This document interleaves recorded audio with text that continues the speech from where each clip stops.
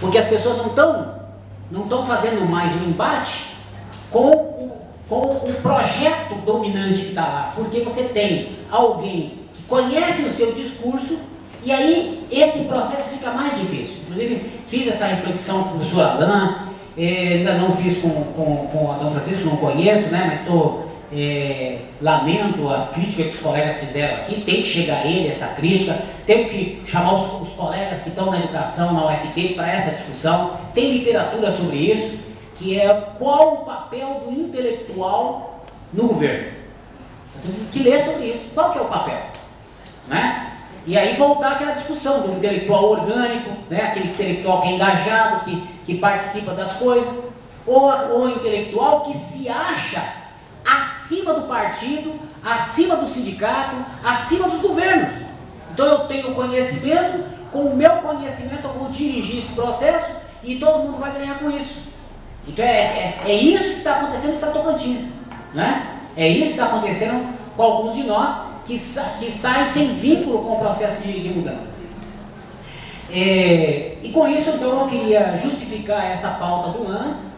O Andes, uma pauta já conseguiu muitos avanços na unidade com a Fazubra, então a maioria dos pontos comentados pelo Giano, eu não farei comentário porque eu assino embaixo, a pauta do Andes é a mesma, é a defesa da paridade, data base em 1º de maio, quase todas as pautas estão unificadas, né? Inclusive as salariais, né? Algumas delas, e outras que eu vou falar agora que diferenciam, né? E aí colocar à disposição o texto para a gente poder, depois, tem um site que o Comando de Greve criou, e que a gente podia colocar lá esse material, né? O blog, né? Não é site, é o blog.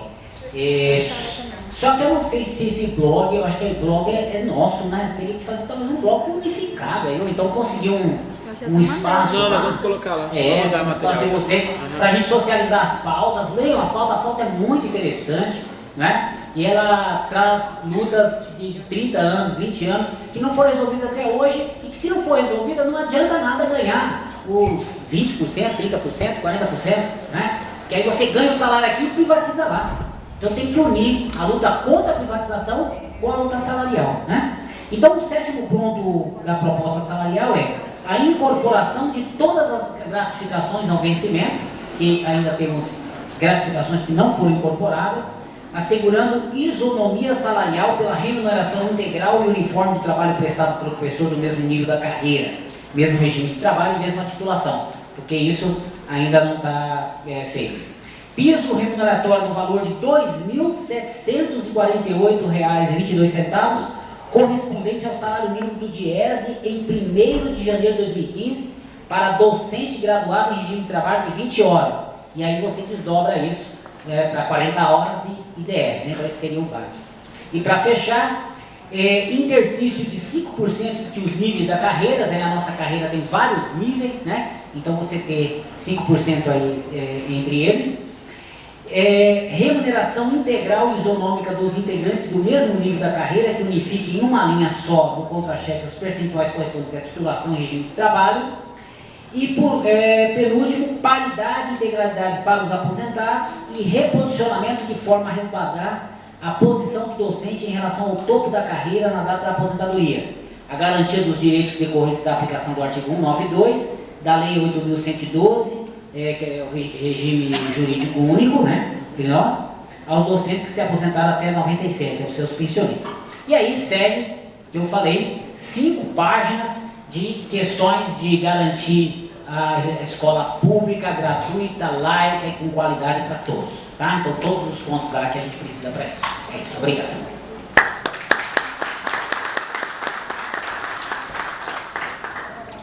Bom, embora a gente ache que os 20 minutos foram insuficientes para os professores e técnicos expuserem a fala e as pautas de cada categoria, de cada espaço que se atua, mas se entende que as falas aqui proferidas elas foram carregadas de provocações. Eu particularmente fiquei provocada do início ao fim. O Cléber começou e o professor Francisco terminou. até para a gente tentar entender um pouco tanto a conjuntura quanto os desdobramentos que essa conjuntura nos apresenta.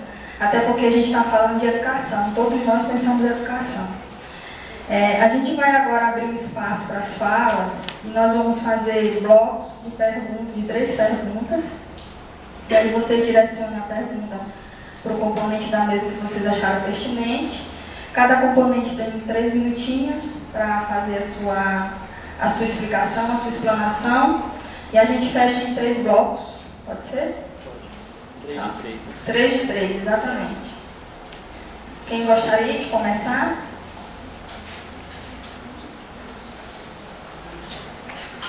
Perguntas? Márcia estava coçando a mão assim para levantar, Márcia.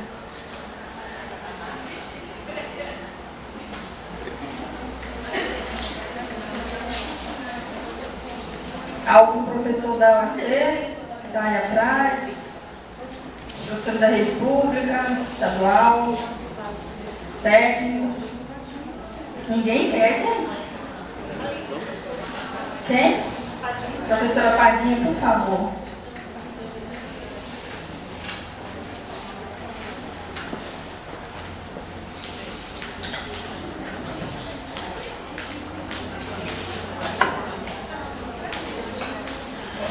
Boa tarde a todos e a todas, boa tarde aos meus colegas professores, boa tarde à banca de debate. Eu gostaria especificamente de falar sobre a fala do professor Francisco, que foi muito pertinente, porque é a maneira pela qual eu também entendo que uma greve não deve ser somente para as nossas reivindicações salariais, né, e para as nossas condições de trabalho. Mas nós esquecemos, eu vou falar especificamente da universidade, que nós esquecemos também das condições de estudo e formação dos nossos alunos. Também, pela ausência deles, né, e eu falo fazendo parte de uma comissão da Casa do Estudante, e que é de extrema importância, porque é uma casa de moradia para estudantes que não têm condições de pagar um aluguel, e esta casa do estudante, e nós sabemos que historicamente as casas de estudantes, principalmente ligadas às universidades federais, elas têm um diferencial muito grande, porque elas proporcionam sim, né, aquelas condições de formação para os acadêmicos, principalmente em uma região como a nossa, uma região norte, né, e que nós estamos distante, né, geograficamente desses espaços de formação.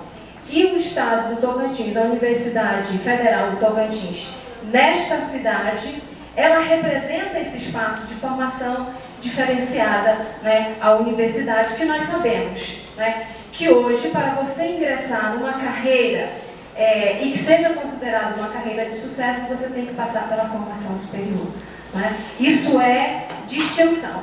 Então, ainda que em algum momento nós possamos discordar, mas é isso que será exigido no momento de uma carreira, principalmente distinção salarial. Então pensem bem, alunos que chegam neste município e que não têm vaga na casa do estudante. Agora nós temos 9 estudantes. E quantos cursos a UFT tem hoje, com a chegada do curso de Educação Física? Vamos pensar no número de estudantes que nós recebemos que não podem pagar o aluguel. Em média, um aluguel aqui, ele fica em torno de 600, um kitnet, né? R$500. Mas vamos pensar no custo que tem também a cesta básica. E nós sabemos que o custo da cesta básica, neste estado, é elevado. Nós sabemos disso. Então vamos pensar em estudantes que não têm, não condições materiais de custear a sua formação e de manter-se como pessoas dentro de uma casa e de manter todas as despesas. Então, a importância de uma casa do estudante para esses alunos que vêm do Pará, do Maranhão, né, de cidades próximas a Tocantinópolis, do mesmo estado. Então, hoje, em todas as discussões que nós temos na universidade, nós esquecemos de incluir as estruturas e as condições de moradia da casa do estudante.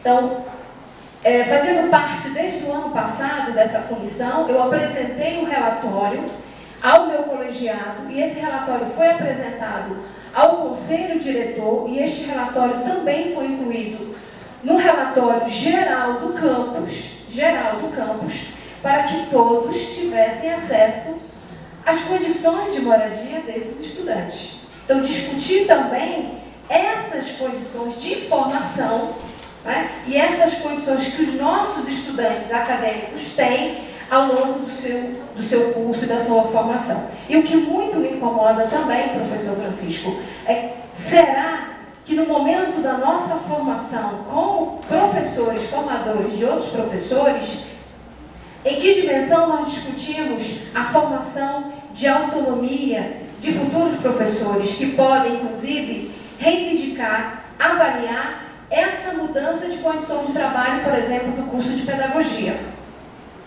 Porque, vejam, eles não podem estar o tempo todo tutelados por nós. Eles precisam assumir um lugar de protagonistas. E este lugar de protagonista ele deve ser formado aqui, nesta formação inicial. Porque essa não formação de protagonista vai implicar em apenas aceitar aquilo que é definido como política educacional, como programas curriculares, não é? Então, vejam só, o desdobramento desta não formação deste lugar de protagonista e de autonomia acadêmica e profissional. Então, é nesse aspecto que eu concordo com o professor Francisco e abro, né, esta informação que eu penso que deve ser pensada por todos nós professores, do nosso não olhar e da invisibilidade da Casa do Estudante nesta instituição. Obrigada.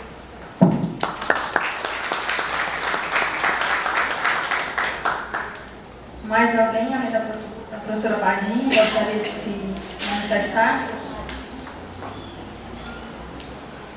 Ninguém? Bom, professor. Carlinhos, ela ficou quietinha. Boa tarde a todos, sejam bem-vindos novamente, né, ao nosso segundo dia de formação política e sindical, né, organizado aí pelo Comando de Greve. E também agradecer novamente a presença de todos vocês para essa discussão. No encontro passado, falou-se então das conjunturas, né? Principalmente nacionais, do Estado, da região e local, que de certa forma justificam as nossas reivindicações. Mas o pessoal também pergunta, será que é o momento de fazer greve, né? Diante dessas conjunturas? O que o governo vai negociar e vai responder às nossas reivindicações? Então, eu gostaria que a banca falasse que, diante dessa situação, né, de crise internacional, nacional, pagamento de dívidas, né, o quanto eles estão dispostos a negociar conosco. Uma projeção, né?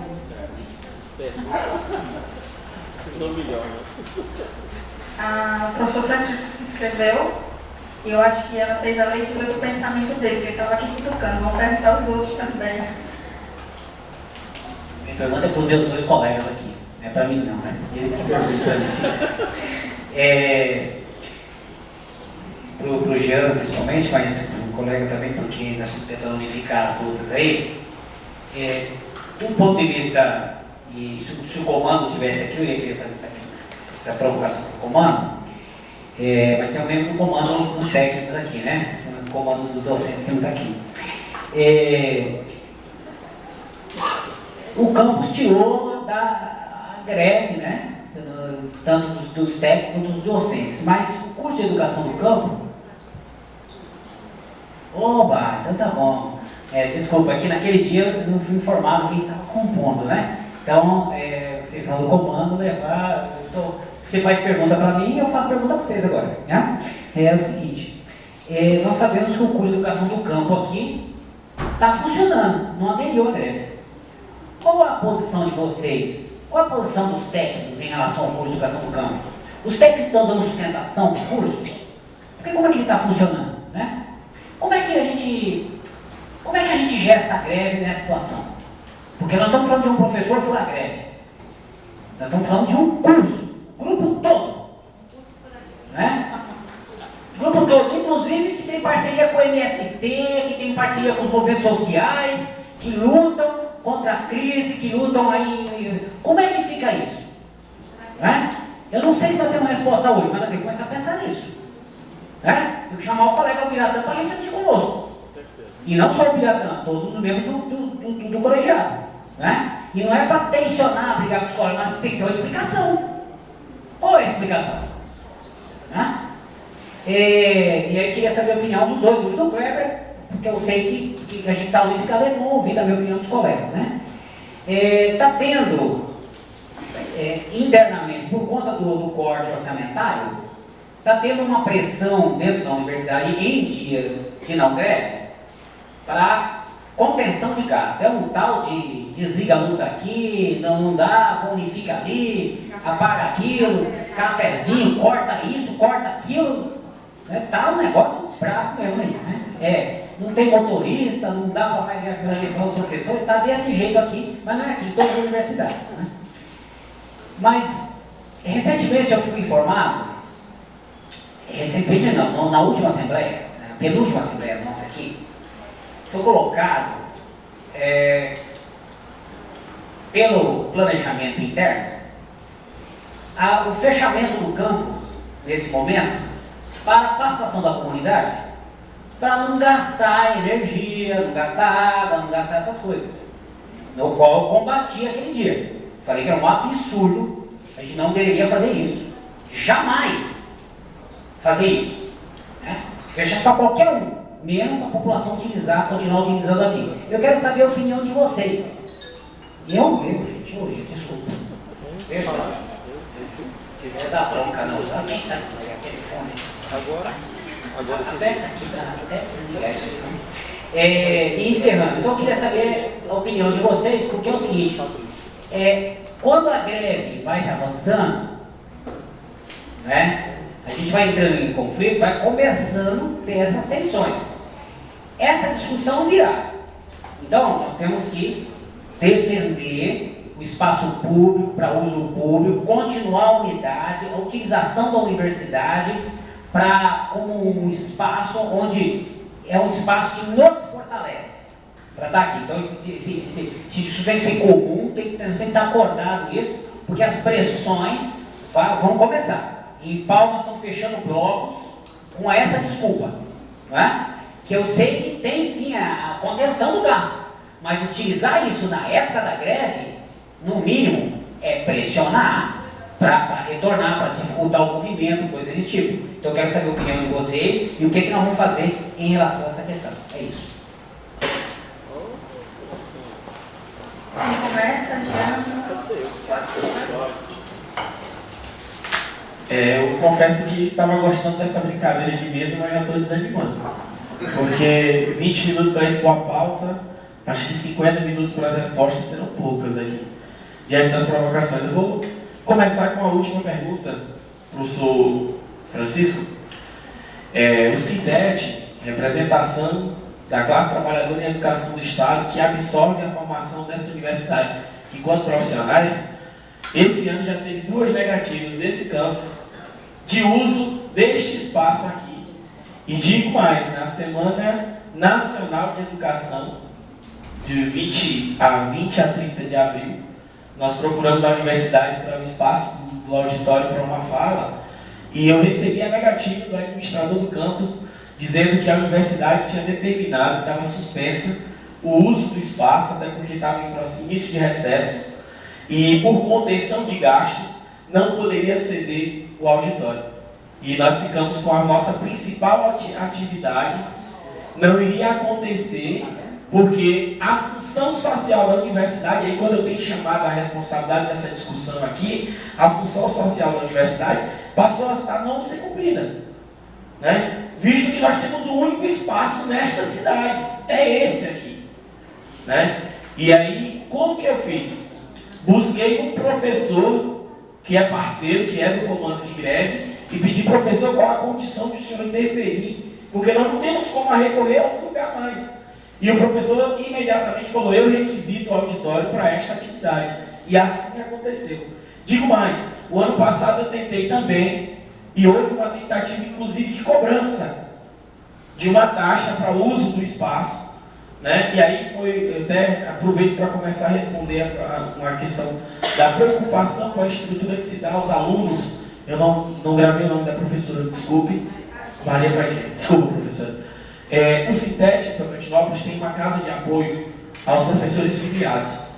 E quando se instalou o campo de educação do campo, e aqui eu faço uma crítica, infelizmente respeitando a ausência do professor Biratã, mas que é um parceiro que a gente tem enquanto movimento sindical, e que no dia que nós viemos para a primeira atividade conjunta, eu procurei o professor Biratã, porque eu não conseguia acreditar na perspectiva de que o curso que ele coordena não está inserido no movimento da greve, visto que eu conheço a história de militância do professor Biratã em relação ao movimento sindical.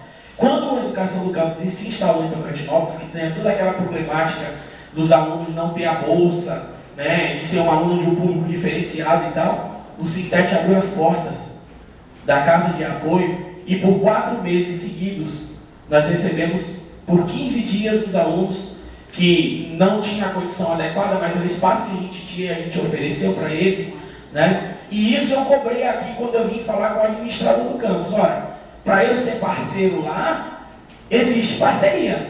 Para eu vir solicitar o apoio aqui, não existe parceria. Eu cheguei a vir usar o auditório, uma sala de aula, eu trouxe papel higiênico, eu trouxe material de limpeza, eu trouxe, entreguei para cá. Tá? Não faço questão de divulgar, mas como houve a provocação aqui, eu estou falando. Né? E aí eu quero ir mais adiante, eu até peço um espaço do tempo de resposta para discutir sobre um assunto que me tem engasgado, professor Francisco, sobre a função social que o Jean questionou muito da universidade, sobre a expansão do campus. Houve toda uma discussão política quando lá 2 anos atrás foi se discutir a expansão do campus de Tocantinópolis. Né? E, estrategicamente, o prefeito de Tocantinópolis usou aquele momento com a barganha política, colocou aquele movimento debaixo do braço, dizendo que se fosse por falta de terreno, a universidade seria construída porque ele iria garantir o terreno. E aí eu vou dizer, e tenho propriedades para falar disso, porque eu trouxe aqui um dos impactados com a desapropriação do terreno que está sendo construído no novo campus.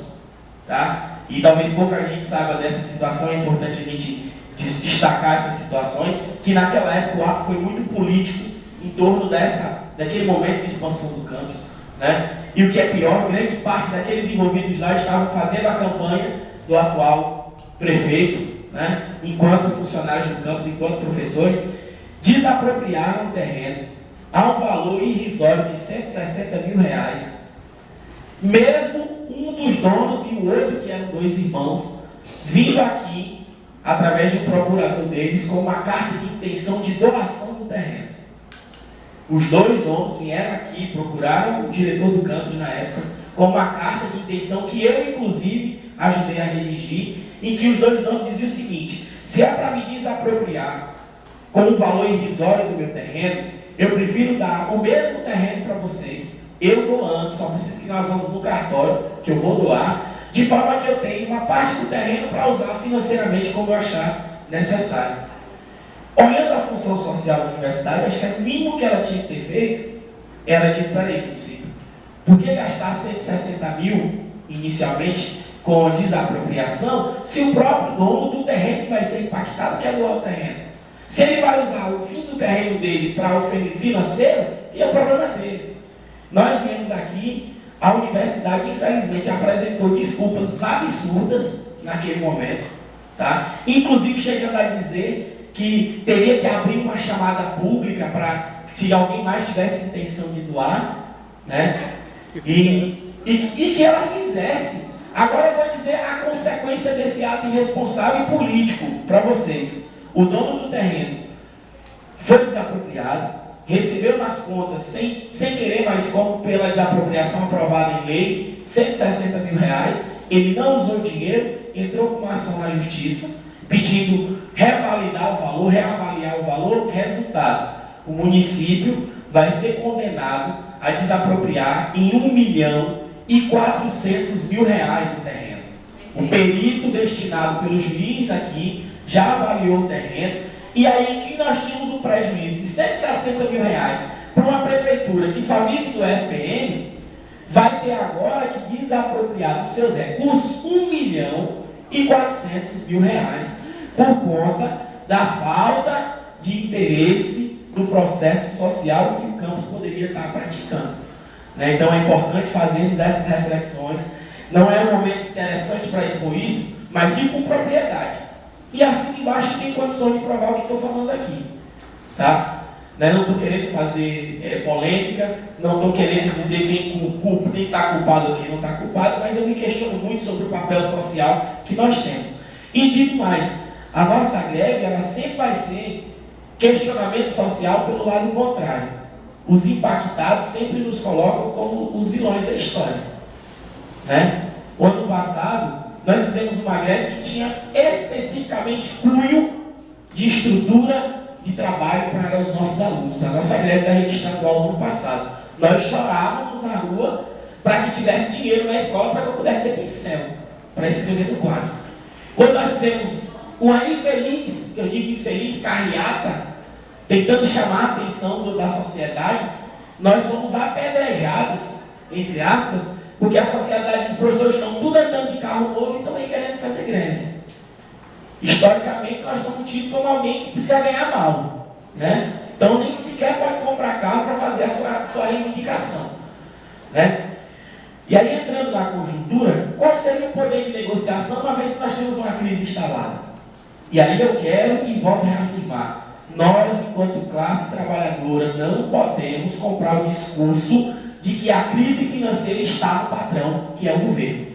Não podemos comprar esse discurso. Por que nós não podemos comprar esse discurso, professor Francisco? Porque quando não se tem dinheiro para cortar lá do Ministério da Educação, para cortar dos recursos vinculados à educação, tem dinheiro para aumentar os cargos comissionados, tem dinheiro para aumentar os ministérios e as secretarias a nível de Estado.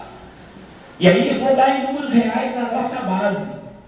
Hoje são 17.000 cargos comissionados e contratados na rede estadual. Que eu digo o tempo todo, são os cargos dos sonhos. Os chamados aspones.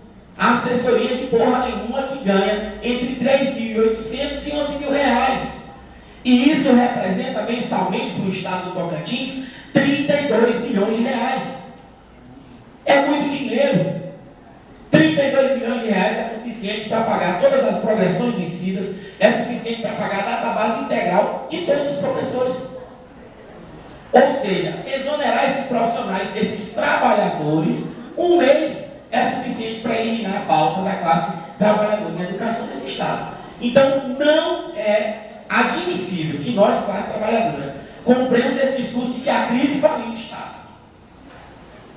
Porque a crise, ela está colocando na nossa cabeça que nós somos o culpado da crise. O que se gasta com o nosso trabalhador é que é a culpa da crise do país. Tá? Então, fazendo essa questão, e a questão do fura-greve, infelizmente é uma realidade que nós temos que conviver. Conscientizar professor de que a greve é necessária, é até doído, é até sofrido. E aí, como eu disse no início da minha fala, eu tenho que me deslocar daqui para outra cidade amanhã para tentar olhar no olho de outro professor e dizer, professor, será que essa nossa luta não é justa?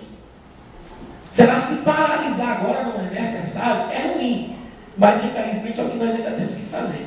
E é o que nós vamos fazer, enquanto trabalhadores em educação, independente de representação sindical. Porque eu tenho dito nas atividades nossas, antes de ser presidente do sindicato na regional, eu sou professor. É disso que eu vivo. Foi para isso que eu me formei. Então é para isso que eu tenho que lutar. Obrigado.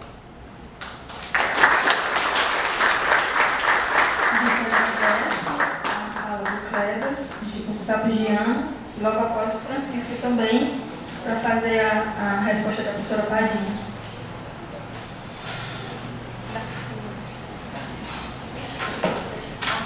Eu não sei nem por onde começar, porque parece que a roupa sua começou a ser lavada aqui, infelizmente.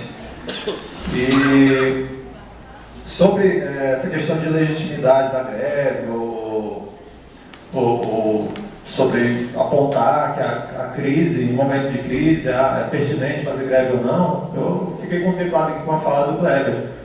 E, de qualquer forma, eu entendo que nossa demanda, nossas reivindicações não são de agora.